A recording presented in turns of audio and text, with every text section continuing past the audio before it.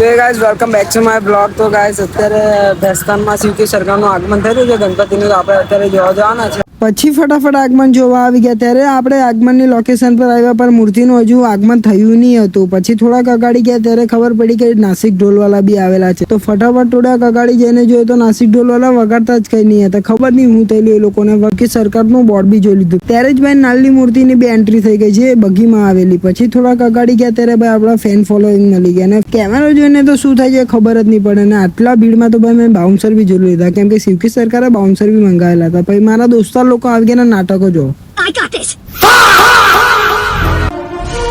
પછી આપણે ચાલે ગયા સીધા અગાડી ટ્રસ્ટના જોડે. પછી ખબર પડી કે ભાઈ હવે આગમન થોડીક જ વાર છે ને પછી આગમન થયું.